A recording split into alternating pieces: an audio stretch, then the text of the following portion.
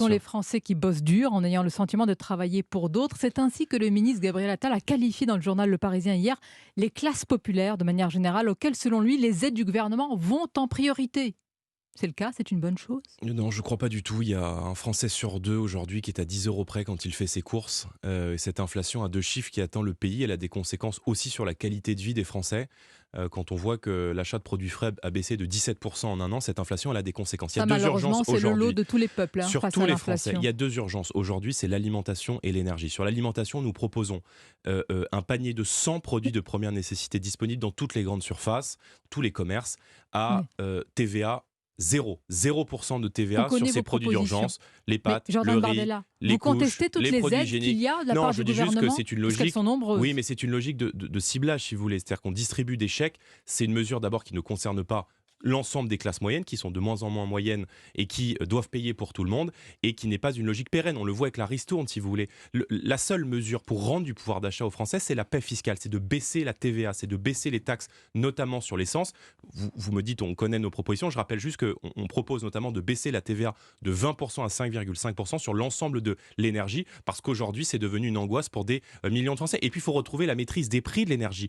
Quand je vois aujourd'hui que dans l'Essonne, il y a une école qui ferme parce que la facture d'électricité de la mairie a été multipliée par 5, quand on voit qu'il y a des entreprises qui sont obligées, comme Duralex, de mettre leur production à l'arrêt, on ne paye pas la guerre entre l'Ukraine et la Russie, on paye les choix économiques et énergétiques cataclysmiques du Une gouvernement, question, notamment sur le Jordan nucléaire. Bardella. Donc, Quand on se j'en viens compare, juste, si est-ce vous qu'on me se le permettez, console, il pardonnez-moi, faut quand vous retrouver regardez la les maîtrise des chiffres prix en en Europe, sortant du marché bien. européen de l'électricité, Quand on comme regarde l'a les fait l'Espagne et le chiffres Portugal. en Europe, ils sont têtus, ça peut ne pas nous consoler, mais malgré tout, il est vrai que la France, très concrètement, s'en sort mieux que les pays européens.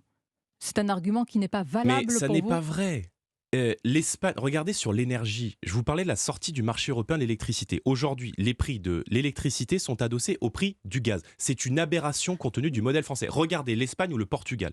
Ils ont négocié avec la Commission européenne une clause dérogatoire de ce marché européen de l'énergie. Ils ont aujourd'hui une énergie qui est 3 fois Mais moins chère que la France. Regardez la Pologne ou l'Allemagne qui ont J'entends. Je baissé vous la parle TVA de simplement, 20% oui, à mais 5,5. l'inflation dans ces pays, quand vous comparez à la France, Non mais je me compare pas par rapport aux autres ah pays. bon, bah, Je très bien, dis qu'il y a des... c'est quand même compliqué, c'est Non quand mais même un d'accord. élément de Non comparaison mais, quand non mais, l'inflation est un non peu mais moins d'accord, on forte. pourrait Mais aussi rappeler les 600 milliards d'euros de dettes qui sont imputables directement au mauvais choix du gouvernement. Il y a un rapport de l'INSEE qui est sorti, je crois que c'est vous qui l'avez rappelé d'ailleurs au grand rendez-vous hier, qui est sorti la semaine dernière et qui pointe que la moitié des mesures redistributives du gouvernement sont allées directement aux Français les plus aisés. Donc la vérité, c'est qu'Emmanuel Macron n'a avantagé qu'une petite élite dans notre pays et que le seul moyen aujourd'hui de rendre du pouvoir d'achat aux Français, c'est d'abord la paix fiscale et puis il faut augmenter les salaires.